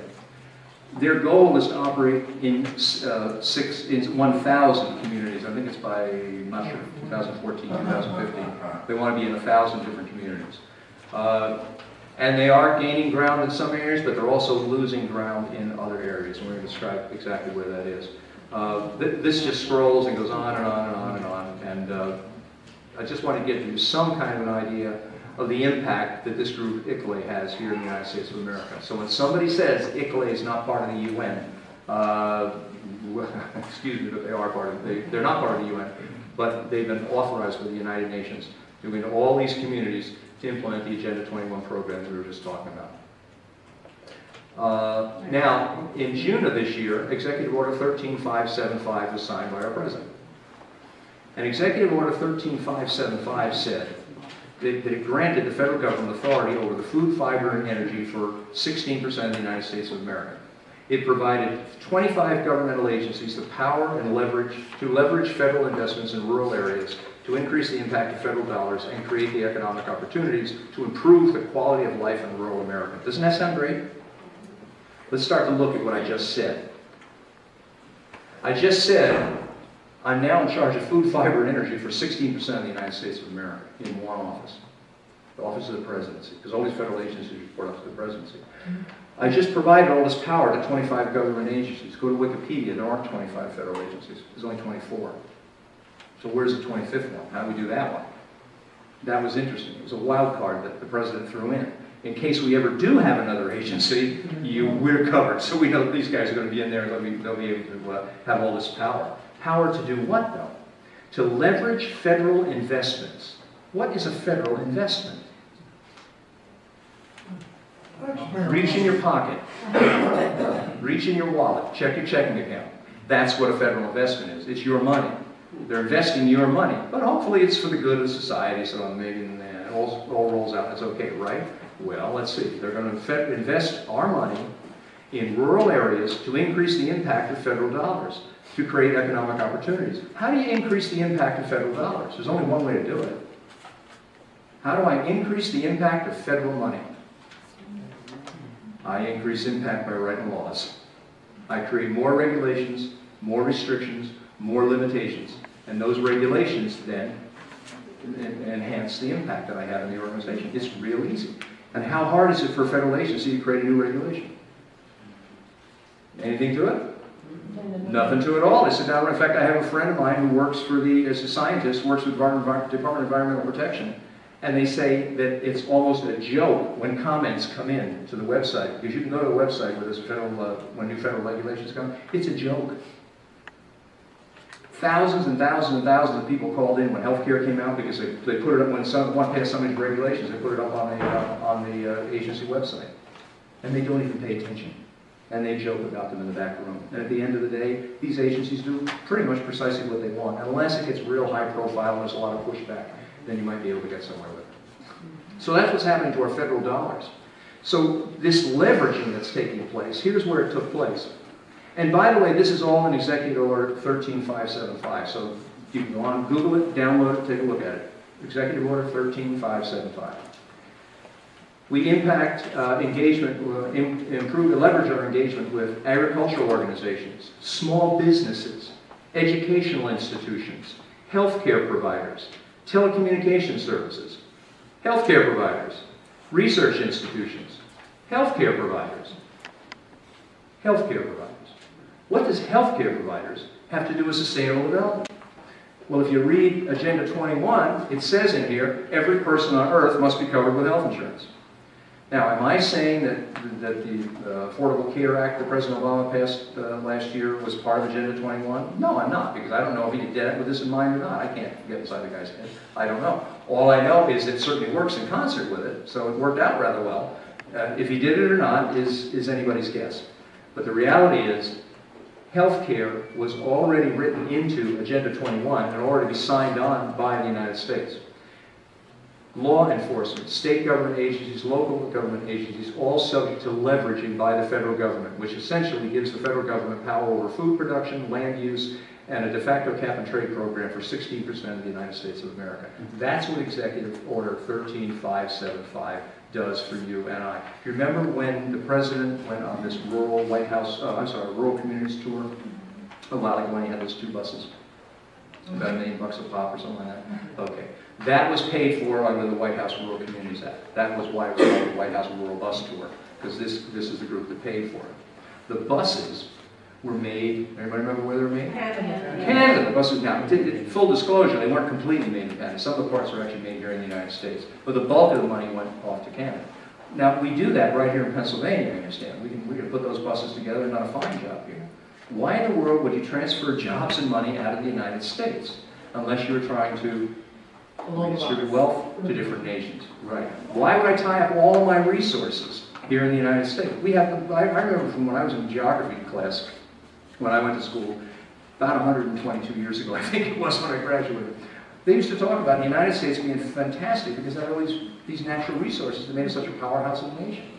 Well, all of a sudden, we can't get to these resources. And we've discovered new energy resources, and we can't get near those either. But we will give loan guarantees to Brazil so that they can go out and build the same deep water rig that we're concerned about and then sink the thing in Gulf of Mexico and begin drilling for oil there with our money guaranteeing the loans to make that happen. And then go to that country and say, we want to be your best customer.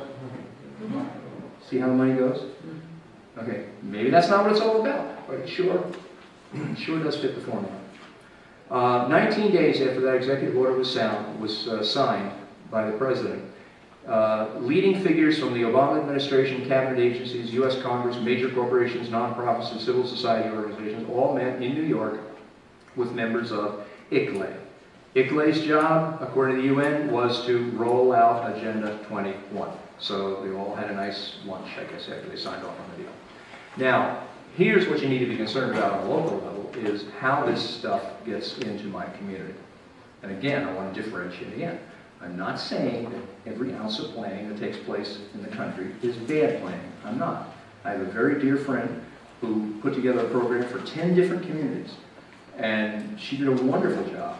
And they have open spaces there, they've got certain historic preservation on some buildings, they have water issues that they cleared up, and they're now sustainable through the year 2030.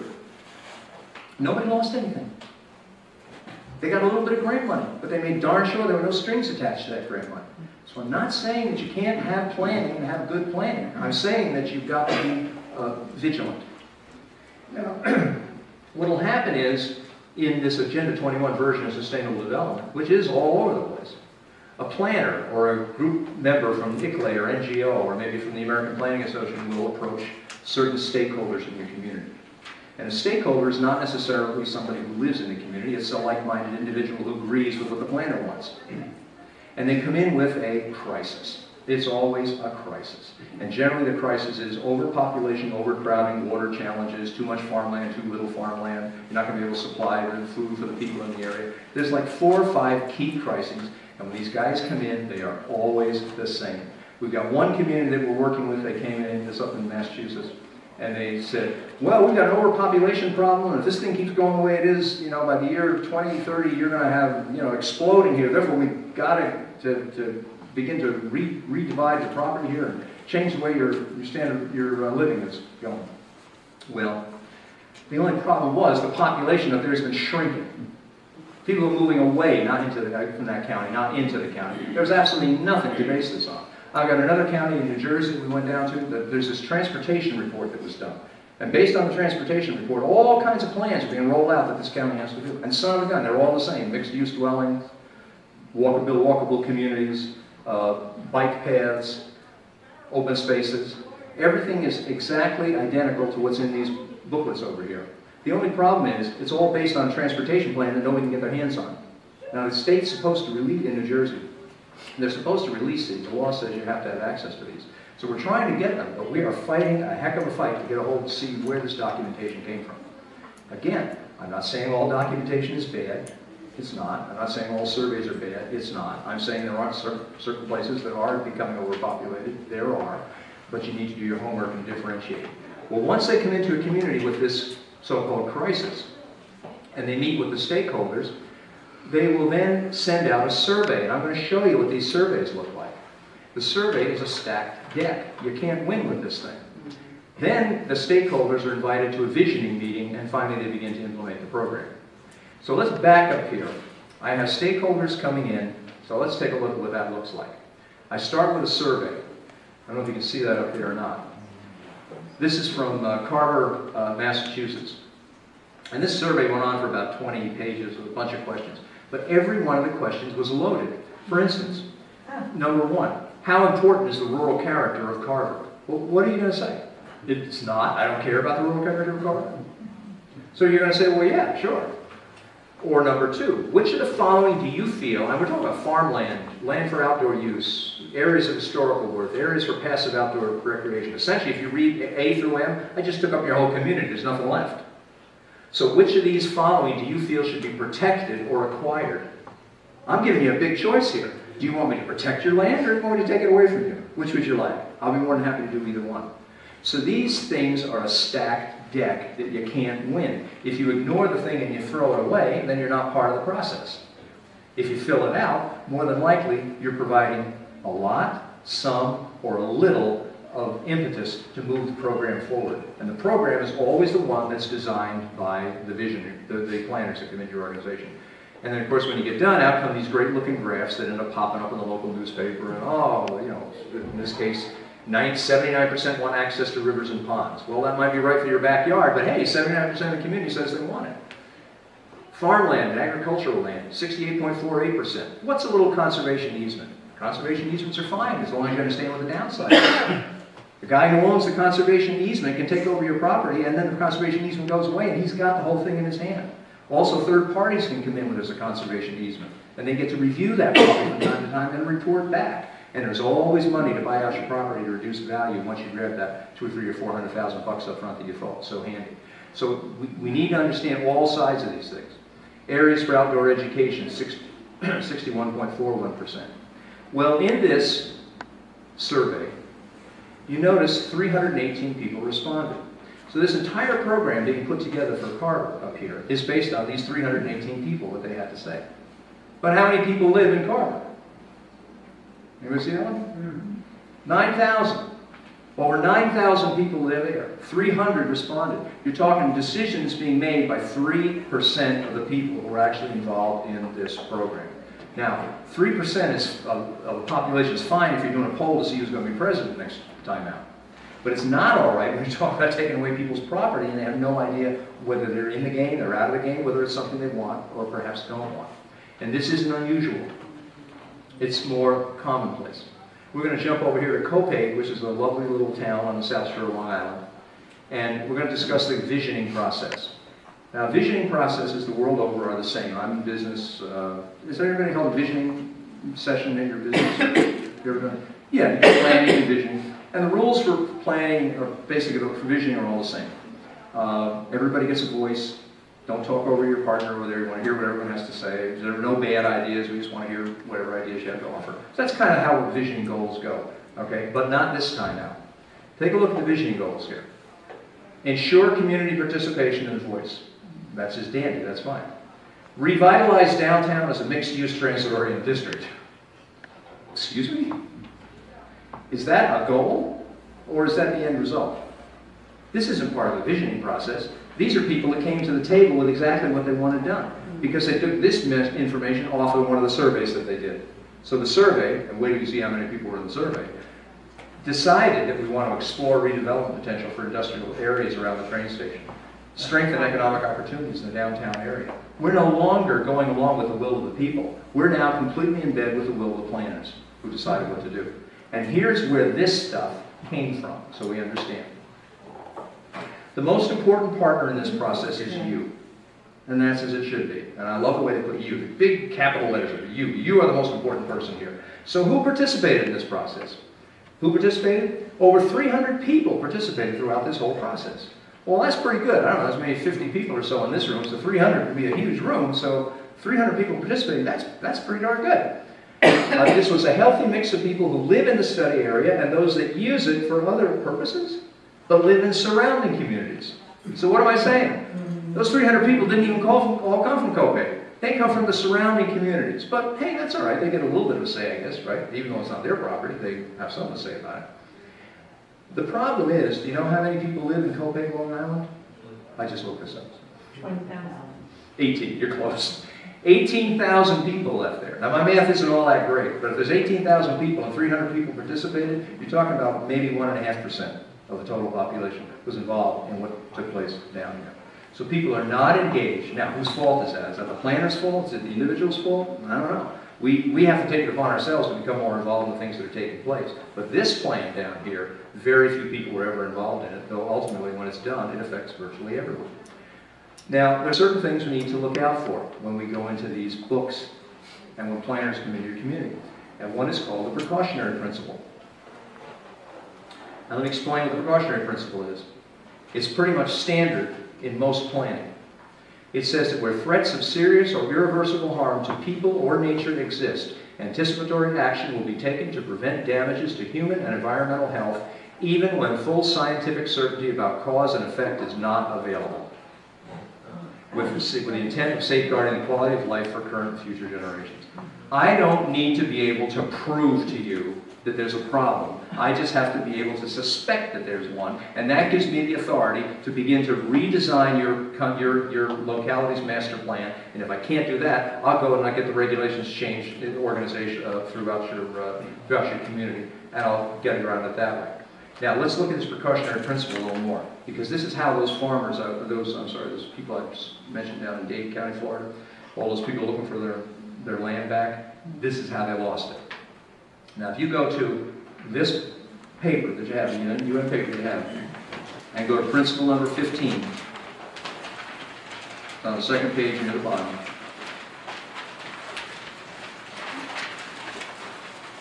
In order to protect the environment, the precautionary approach should be widely applied by states according to their capabilities. Where there are threats of serious or irreversible damage, lack of full scientific certainty shall not be used as a reason for postponing cost-effective measures to prevent environmental degradation. What happened in Dade, Miami County, Florida, in that area that I showed you in the very beginning, was the local Department of Environmental Management came in and said, this is a wetland, and therefore you guys are going to have to move, we'll give you a certain amount of money for it, and they offered like 30 cents on the dollar. The people didn't want to do 30 cents on the dollar, so they called in the Army Corps of Engineers. The Army Corps of Engineers said, there's no wetland here. You have no problem at all. There's absolutely no scientific proof that this is a wetland. So what happened? Durham went out and they pulled out the precautionary principle. And they said, we don't have to be able to prove it. That is happening throughout the United States of America. It's not happening everywhere. It's not happening in every community. It's not every single plan. But it's out there enough that you need to understand what's happening to protect your own rights. Fishing from North Carolina to the Keys has some of the best red snapper fishing anywhere. In fact, there's a joke among the local fishermen. There's so many red snappers out there, you dive in the water and they catch you. 70% of our fleet is at dry dock down there. Why? Because the EPA won't allow them to fish there. Why? Because they said that there's a shortage based on not science, not numbers, but precautionary principle and consensus among certain parties, certain environmental groups. Consensus, that's going to pop up again too. Well, if you think the precautionary principle is troubling, wait till you see the amortization of non-conforming uses. The amortization of non-conforming uses is in Chapter 8 of whatever Volume 2 is here, of those two books. The whole chapter on it. Here's how amortization of non-conforming uses works. If you think you can't lose your property, if you think, well, I have nothing to worry about because, my community is protected from all this stuff, no worries. Try this. But for homeowners who live in a community that adopts the guidebook's vision, that's the guidebook they're talking about. Growing Smart Legislative Guidebook. The APA, American Planning Association, amortization proposal means the extinguishing over time of their right to occupy their houses and without just compensation for loss of that property. How long they have been there before they must forfeit their homes will be completely up to the local government. When you sign on to these programs, this is the deal that you're signing on for. Now, there are ways to get out of this, so I'll explain some of this. But you have to understand this is real. Now, that's like a Chinese menu. Remember I said these were templates? So it doesn't mean that everything that's in here is bad. It doesn't mean that everything in here is going to be in your community. It's not. It doesn't mean that every planner is necessarily using this book. Most of them do, but not necessarily all of them. So you might say, well, look, I got a sharp town council. They're going to take one look at the amortization of non-conforming uses and say, get that out of here. We're not going to do that. Well, I'm going to show you that it won't matter. You'll get stuck with it anyway. And here's how. All they have to do is create a regional board. And then they roll your plan up into the regional plan. And then whatever the regional plan has to say, you're stuck with it. So you think you had all these local protections? They just went out the window. But of course you have to approve that first, right? Well, let me show you how that works. This is downloadable. You can get a policy framework for adopting the precautionary principle, January 2004, Washington State. Took it right off the internet. This was approved in 2004. And here's what they did. The local community decided that they didn't want to go along with these land grabs, so they voted against it. So here's what the planners did. You don't watch this thing roll up so fast you're not even going to notice. It's like a worm slipping into a mud bank. So I'm going to let you know when we come to the good sentence. Individual policies in Washington State, King County, and the City of Seattle include aspects of the precautionary principle. Precautionary principle came out of here, remember? That was in here, that's what we were reading. Well, now it's in here. And now it's in a planning program for Washington State. Here's the sentence. However, adopting our recommended amendment within city and community comprehensive plans would provide a more comprehensive and unified approach to decision-making in local government, an approach which is based on the values held by Seattle and King County and recognize the importance of all communities. That was it. That's the sentence that did it. They signed on to this, and all of a sudden, 17,000 people didn't know what hit them. That's why those people were in that picture, in that news clipping that I had, marching down the county clerk's office with petitions, which were not successful in trying to get their property back again. That's the precautionary, that's the amortization of non-conforming uses. Again, does that mean that all regional groups are not good? No, it doesn't. I have a very dear friend of mine who heads a regional group up in Pennsylvania, not far from here. He's a wonderful guy. He would never want something like this to happen. But it does mean that as citizens, we have to be alert to what's going on around us. This is the 17,000 people. The ordinance 15053 created the 6510 rule. And what the 6510 rule said was on 65% of your property, if you own 5 acres of land or more, you could not build, you could not do anything other than leave that land in its natural vegetative state. So what happens to my property if I give up 65% of it to somebody else? I don't own it anymore. Let's suppose my son or my daughter comes to me and says, hey Dad, things are going kind of rough right now financially, could we move in with you? To which I would say, well no, but I have a couple extra acres in the back, why don't you take one of those and we'll put a house up there for you, we'll find a nice builder and you'll be off and running until you get your feet on the ground. And then I'll have another piece of another building. So, you know, I'm building my own little small empire here. Well, they're saying, no, you don't get to do any of that stuff. Suppose I want to put a swing set back there for my grandchildren when they come over, a swimming pool. I don't get to do that. And the 10% means that 10% of their land can only have the pervious structures on it, the driveway, the building, and so on and so forth. That's all they can actually build on. These people didn't realize this is what was happening to the property, and that's why they were screaming. Now, their property values are starting to drop. In some cases, they've gone up. Full disclosure, some of them have actually gone up.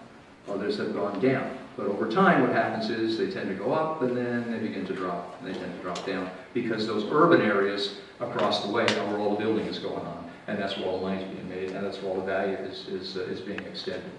And that comes from trading off of development rights. There's several ways that properties are confiscated through this scheme. One of them is through conservation easements or trading in development rights. A conservation easement very often is a whole group will go into a farmland and say, well, you know, we've done surveys here, and we find that it's cheaper to have farmland because you don't have to have all those support, the community support and utilities and so on out there. So all those community services aren't necessary. So it's a lot cheaper to have farms, and you're able to raise fresh fruits and vegetables, and you can feed the community. So you don't want to have builders coming in here. So here's what we'll do. We're going to buy up your development rights on your property. And we're going to establish that we'll give you all this money. You may have a property that's worth $2 million, $3 million. Of all the rights that you have, we're just going to take this one little one, the development rights, away and tell you what you have to do with that. And in turn, we'll give you, I don't know, $500,000. So the guy's saying, wow, this is right. Great, but you get to keep the property. Now here's what the guy just did that he doesn't realize. He does get to keep the property. And he does have $500,000 in his pocket, which is nothing to complain about. So it all looks good. But what happens is he has now these best practices that are put in place by federal agencies. And the best practices keep getting ratcheted up and up and up. And pretty soon, it's no longer profitable to farm that little piece of land. So now what do? Well, now I go to the guy who's selling the land and I say, well, you know, I can't afford to do this any longer. Maybe you can help me out. Sure, I'll be happy to buy the land from you. So they buy the land from you at a reduced sale value, and once they buy the land, guess what? The conservation easement disappears, because you can't own the land and have a conservation easement at the same time. Now they can do with it whatever they want. And yes, this is happening across the United States in different communities. In Kings County, Washington, 141,000 acres was lost of homeowners. Homeowners' development rights were lost on 141,000 acres. 2,400 potential dwelling units were moved into urban areas. When you get involved with these community programs through this Agenda 21 program, everything is predetermined. You think your visioning is yours. You think these ideas are yours. You think there's a consensus among the community. But in fact, that consensus has already been predetermined. Over in New Jersey, a great example of this is a group called Sustainable New Jersey. Now, we've met with these people. And they've sworn up and down we have nothing to do with UN Agenda 21. We have nothing to do with the sustainable development that you're talking about. Now, we're pure is the term they love to use. Except that, if you look down here, oops, sorry. Look down here, I don't know if you can see it from there. Their program encompasses the 3 equal interrelated components of sustainability. Prosperity, which is economic prosperity. Planet practice, which was the environment. And people embrace social equity. So equity, environment, and the economy. The 3 E's are right there in their program. That's Sustainable Jersey. But it doesn't just stop there. Sustainable Jersey in practically every town over in New Jersey. If you go to little Denville, little town of Denville, in township of Denville in New Jersey, you go on their website and what do you see? That first line right there, I don't know if you can make it out or not. The township of Denville has been certified as a sustainable community by Sustainable New Jersey. And what is sustainable development? Well, right there it is. Social equity, environment, and the economy, exactly as we took it out of the, exactly as we took it out, thank you, exactly as we took it out of the original report for the UN. The UN 3 E's are now in every single state in the United States of America. What's sustainable development? Go to the township of Denville, and again we see meeting the needs of the present without compromising the ability of future generations to meet their own needs is one of the most popularly defined definitions of sustainability. It takes its root in the 1987 United Nations Property Commission. Yes, these are all interrelated. Yes, these communities are involved in Agenda 21. Dade County, Florida, we talked about the 1,500 people. You might say, well, why do they go to court to try to help themselves? Well, they can't go to court because, remember this guy's picture? Remember we saw Harvey? He was the guy that said in developing sustainable development, the needs of the individual are going to have to take a back seat to the needs of the collective. That was Harvey. Well, he's also the clerk of the court. So there's no way these people in Dade County, Florida are going to get any relief by going through the legal system. He also sits on the advisory board to the ICLAI. This is also influencing our children.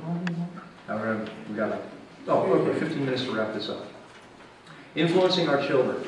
The goal of the United Nations Decade for of Education for Sustainable Development, for which UNESCO is the lead agency, is to integrate the principles, values, and practices of sustainable development in all aspects of education and learning. Now understand what we said here. Sustainable development, the Agenda 21 version, has made its way into our communities in 2 methods. One is through development and through planning in the local community, and the other is through the education system. If we can change the minds of children and get them to think more placidly, get them to go along with things, it'd be an awful lot easier to implement this stuff which is anti-rights. So, the educational effort will encourage changes in behavior that create a more sustainable future. Now, how many people in this room sent your children to school to have their behavior changed? Any of you? I don't think so. I wanted to learn the 3 R's, reading, writing, and arithmetic. But instead, we're talking about changing people's behavior. And that's exactly what these programs do. The UN Decade of Education for Sustainable Development, which is right here, this is the overview of the program, is nothing but the 40 chapters of Agenda 21 put in a classroom training program and approved by the Department of Education and the National Education Association for use in the United States.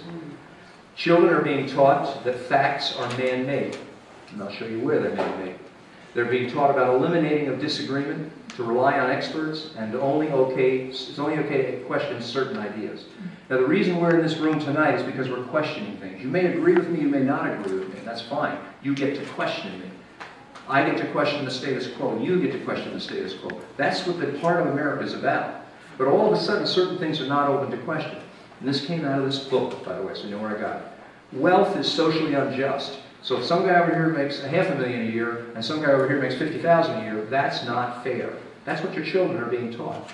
Wealth is destroying the environment. Man is causing global warming. That's up in the air right now. The whole thing about global warming is kind of very highly suspect. Maybe it is, and maybe it isn't, but it's looking iffy. Women and girls are marginalized. Well, there's certainly a time when they were more marginalized than they are today, so again, wouldn't you want to at least be able to question that? I know some very successful women who are doing really, really well for themselves. So I don't know, I want to be able to question these things. Your kids are being taught not to question it, and I'm going to show you how. One way is through a program called Connected Math. This is the Connected Math Guidebook. This book is used throughout the United States of America. It's not in every single classroom. It's for grades 6 through 8 that this teaches mathematics. It uses what they call a standards-based principle, which means we have certain standards, but we don't teach facts. In fact, because this curriculum does not emphasize the arithmetic computation done by hand, some connected math project students may not do well on tests assessing computational skills. In other words, I'm going to go through math and I don't know how to compute? Well, that's what they're being taught, and that comes right out of the teacher's manual. We believe such a trade-off in favor of CMP is very much to the student's advantage in the world of work. But if you think that's troubling, read what's on page 17. Standard 3. I'll take it right out of the book. Page 17. Through discussing problems and their solutions, students learn to reason. They learn that mathematics is man-made, that it is arbitrary, and good solutions are arrived at by consensus among those who are considered expert. So we no longer can just say that, hey, 3 times 3 is, well, we don't know, because it's a consensus. Your children are being taught consensus. More and more through society, you're going to hear this term consensus pop up. Have you heard about the idea that there's a consensus that there's man-made global warming? Yes. There is no such thing in science. As I said, my friend is a scientist. They don't do consensus. They do facts, and you either prove them or you disprove them. And if you prove them, then you go on to become a hypothesis. And if that sticks, then it becomes a theory one day. Did you ever hear of the hypothesis of anthropogenic global warming? There was no such thing. It just became a theory overnight, and suddenly it had the same status as a theory of relativity. How did that happen? It happened through the notion that consensus was okay, and we put it everywhere. And that's what your children are being taught in school. Consensus. Math is arbitrary. Now, there are people fighting back trying to get this out of the school system. In Texas, they got it out of a few of the school districts. But there's a lot of controversy over this. There are reports out that say that this is, quote, an exemplary system. Guess where they come from? The Department of Education. That's who says it's an exemplary system. And the way they get it into the school system is through grants. They give grant money for training, the schools suck up the grant money, and they're stuck with the program. Influencing our children. Now, you might think that all this is just a bad mistake, like new math, and maybe we're just, we tried to teach our kids the right things, so we did a good job, we kind of messed up. Well, I'm going to show you that that's not the case at all. What you're seeing here is intentional. And I got this right out of here, Education for Sustainable Development Toolkit, written by Rosalind McEwen. She's one of those experts. And here's what Rosalind had to say. Generally, more highly educated people who have higher incomes consume more resources than poorly educated people who tend to have lower incomes. In this case, more education increases the threat to sustainability. You get the connection? You think this is an accident? It's not. Nobody spends, to the best of my knowledge, spends more money on education than we do per child in the United States of America. And yet our grades keep dropping and dropping and dropping and dropping. And part of the reason is because of exactly what you see in this booklet. If the kids are highly educated, they consume more, and that's going to be bad for the planet. Therefore, we only want them to know so much, and consensus is easy. If I get a kid that's been drilled consensus in his head, then he becomes very compliant.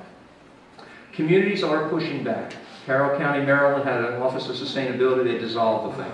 Las Cruces, New Mexico, Carver, Massachusetts, all of these are towns. The state of Florida just outlawed smart growth throughout the whole state. That didn't stop all development, but it woke a lot of people up. Virginia is pushing back. Spartanburg, South Carolina. Carroll County, Maryland, we just mentioned. Edmonds, Oklahoma dropped out of ICLAID. Montgomery County, Pennsylvania dropped out. Oklahoma City dropped out. 14 communities across the country now have dropped out of this ICLAID program. So we've had enough of it. I'm on time now. The Wisconsin legislature introduced bills enabling local governments to repeal comprehensive plans. What I'm saying is not mystical, it's not tinfoil hat, it's not imaginary, it's not some conspiracy thing. This is happening. 2 bills have been passed are in the legislature right now to try to return property rights back that have come in when community planners come in and alter those master plans so that people win their property back again. And in Bonner County, Idaho, we're working very closely with the people out there. They've established a property rights council to protect private property rights from governmental activity. Governments are coming, bypassing your local community, bypassing your local town laws, bypassing your local ordinances, and money is coming right down from HUD. And when you accept that HUD money, there's a 66-page document under NOFA, Notice of Funds. It is now 8:35 and the library will close promptly at 9 p.m. Go to page 11 in that document, and it will tell you exactly what your community is going to look like, whether you want it or not, if you took that money. And here's what you can do. Learn more, Google the stuff that I put up here. I want you to check out open spaces. When people say it's overpopulated, find out why. Ask for definitions of social and economic justice. Write out what your concerns are, get them to your town. Check with your representatives, find out their names and educate those people. Demand political candidates take a stand on this sustainable development stuff, this version of sustainable development. Remember, we're not against sustainable development, we're against this version of it. Recruit your neighbors and your friends to get involved. And in conclusion, our local communities are now in peril because a small group seeks to convince us that unless we surrender our property and our freedoms, unless we subsume our individual rights to the good of the community, the planet will not survive. Yet this is a false choice. For over 200 years, Americans have protected our planet, our nation, and our liberties. As communities, we can pull together to create our own plans to improve the environment, without the control of international groups and the seductive lure of easy federal grants. Working together, we can save our environment and keep our rights and freedoms. That is the real choice. Thank you, ladies and gentlemen.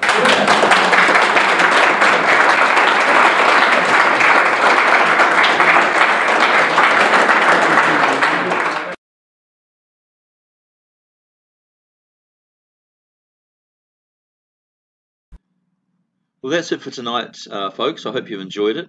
I hope you sleep well after all those things. Next week, we tie up this topic of Agenda 21 and do so with a video that has Rosa Koire speaking to Alex Jones about the United Nations program to reach population reduction targets using vaccination. I'm sure you'll also want to hear this talk, as compulsory vaccination of children has been very topical just recently in Australia and is on the list of initiatives coming to New Zealand as well. In Australia in 2017, there was some public backlash as rules to cut family tax rebates kicked in for children who refused, on parental authority, to receive any of the government vaccinations prescribed for an Australian child. New laws said that objections to the vaccinations will under no circumstances be considered, including religious objections, but that vaccination is mandatory. This cuts to another of the Agenda 21 objectives, which also happens to be an Illuminati objective, and this is the removal of parental rights over children and the ceding of such rights to the state. In accordance with a broader program, of course, of eliminating all forms of private property, that private property will soon include your children. As if this couldn't get worse, plans for the 2020s describe vaccines containing microscopic nanobots, which will burrow into your body tissue and wait for such time as they are triggered into action by specific radio frequencies. Your local cell phone towers and smart meters can do this. They can be weaponized against you, or they can be tuned to activate these nanobots. I should just add that the Israelis apparently also have nanobots that are race specific. Now, once triggered, the nanobots they'll activate, and then they'll start invading the blood. And once they invade the blood, they'll trigger an immune response that hits the body like a flu virus. Now, nobody will know it's the nanobots, and everybody will assume it's some sort of a viral flu epidemic. And everybody will get caught up in this fake pandemic. And then the elite will also spray the population with other dangerous viruses, affording a much higher rate of fatality. And this will ensure, of course, because immune systems have already been burdened by the nanobot attack. You don't think this could happen? Well, it already has started in the United States, where blood tests have already detected these nanobots in the blood and tissue of certain patients. In fact, the military believe that up to 85% of the population of America now has nanobots in their blood in one quantity or another. It's also possible for these nanobots, because they're so small, to go through the barriers that protect the brain and to actually lodge themselves in the human brain. Now, if these nanobots can be put into vaccinations, they can also be put into the water supply. they'll pass through the water filters and things that screen the water as it goes through the water systems. Well, I guess all I can say when I hear all of this is, "Come, Lord Jesus." But there are ways, in fact, to deal with nanobots, but they are quite tedious, and it's a shame that things have gone this far already. But we pray to God to protect us in all these things. So, sorry to leave you on a heavy note, but we'll have lighter material coming up, I assure you, and we'll see you all next week. I hope you'll be well, you'll sleep well, and we'll see you back bright and breezy again next week. Until then, bye.